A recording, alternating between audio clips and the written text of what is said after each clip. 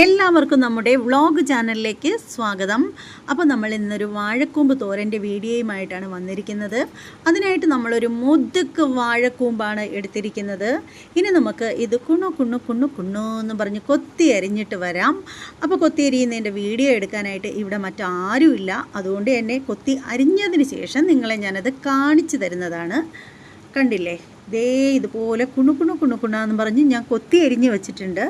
ബാക്കിയുള്ള കട്ടിയുള്ള പോള അങ്ങോട്ട് മാറ്റി വെച്ചിട്ടുണ്ട്. അപ്പോൾ ഇനി ആ ഒരു കൂമ്പിൻ്റെ പകുതിയോളം എടുത്തിട്ടുണ്ട്. ഇനി ബാക്കി നമുക്ക് ഫ്രിഡ്ജിലെടുത്ത് വെച്ചതിന് ശേഷം നാളത്തെ ആവശ്യത്തിനായിട്ട് എടുക്കാം.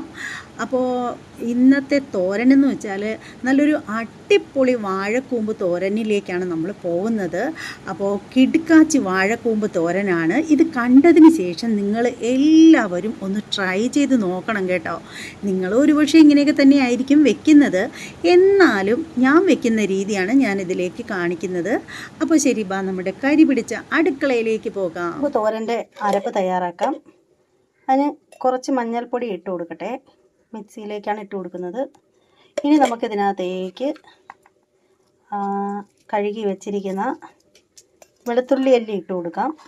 പിന്നെ ഞാൻ ഇതിനകത്ത് കാന്താരി മുളകാണ് എടുത്ത് വെച്ചിരിക്കുന്നത്. കാന്താരി മുളക് ഇട്ട് കൊടുക്കാം. ഇനി നമുക്കിതിൽ ജീരകം ഇട്ട് കൊടുക്കണേ. ജീരകം കൂടി ഇട്ട് ഇതൊന്ന് ചതച്ചെടുക്കാം. എന്നിട്ട് നമുക്ക് വാഴക്കൂമ്പ് അടുപ്പിലോട്ട് വയ്ക്കാം. അപ്പോൾ നമ്മളിതേ തോരൻ വെക്കാനായിട്ട് അടുപ്പിലേക്ക് ചീനച്ചട്ടി വെച്ചു. കുറച്ച് വെളിച്ചെണ്ണ ഒഴിച്ചു കൊടുക്കുകയാണ്. കടു പൊട്ടുന്നതിൻ്റെ ശബ്ദം കേൾക്കാൻ തന്നെ എന്താ രസം.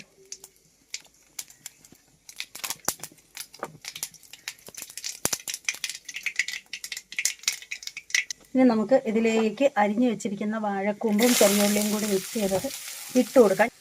അപ്പോൾ നമ്മൾ ഇതിലേക്ക് കറിവേപ്പില ഇടാനായിട്ട് മറന്നു പോയിട്ടുണ്ടായിരുന്നു. ഇനി നല്ലതുപോലെ ഒന്ന് ഇളക്കിയിട്ട് അടച്ചിട്ട് വേവിക്കാം കേട്ടോ. അപ്പോൾ നമ്മുടെ തോരൻ ഏകദേശം വെന്തിട്ടുണ്ട്, 3/4 ഭാഗത്തോളം വെന്തിട്ടുണ്ട്. ഇനി നമുക്ക് ഇതിനകത്തേക്ക് ഇരിക്കുന്ന ഇതിൻ്റെ അരപ്പൊന്നിടാം. നമ്മളങ്ങനെ മിക്സിയുടെ ജാറിലിട്ട് എല്ലാം ഒന്ന് ചതച്ച് വെച്ചിട്ടുണ്ട്. അപ്പോൾ ഇത് നമുക്ക് ഇതിനകത്തൊക്കെ ഇട്ട് കൊടുക്കാം. അപ്പോൾ ഇത് നമുക്ക് നന്നായിട്ട് ഒന്ന് ഇളക്കി കൊടുക്കാം.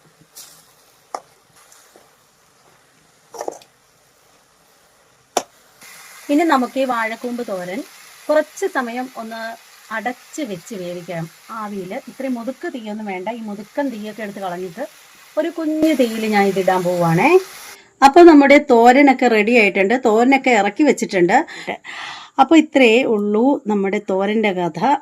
അപ്പോൾ ഇനി നമുക്ക് കുറച്ച് കഴിഞ്ഞിട്ട് ഭക്ഷണം കഴിക്കുന്ന വീഡിയോ ആയിട്ട് വരാം കേട്ടോ.